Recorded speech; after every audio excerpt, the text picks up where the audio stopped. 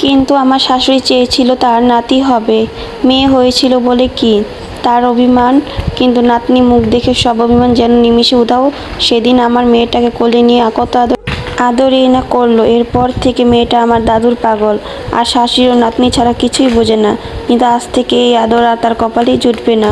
এর মধ্যে শিউলি বলে উঠল, ওমা ভাবি আর কতক্ষণ দাঁড়িয়ে থাকবে, এবার তাও বরণ করে ঘরে তোলো। ঠিক বলছিস তুই, দাঁড়া আমি এখনই বরণ ডালা নিয়ে আসতেছি।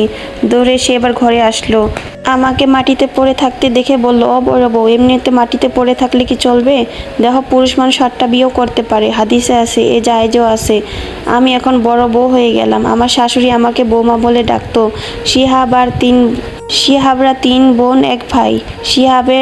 শিহাবের আর কোনো ভাই নাই, তাই আমিও ছিলাম এই বাড়ির একমাত্র বউ। কিন্তু আজ 2 জন।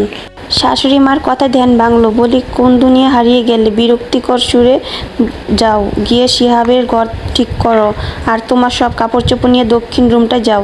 আজ থেকে তুমি এই রুমে থাকবা, শিহাবের ঘরে নতুন বউ থাকবে বলে তারা দিয়ে চলে গেল।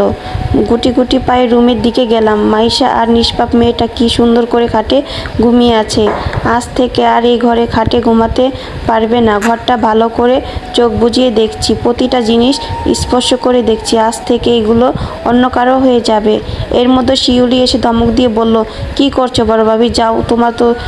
যাও তো, তোমার ঘর গোছাতে হবে না। তুমি মাইশা আর তোমার কাপড় চোপড় নিয়ে বিদায় হও এই ঘর থেকে। বলেই সেই রুম গোছাতে শুরু করলো।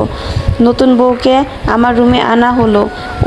ও ভুল বললাম, এখন তো এটা তার রুম। সত্যি মেয়েটা পরীর মতন দেখতে, খুবই সুন্দর।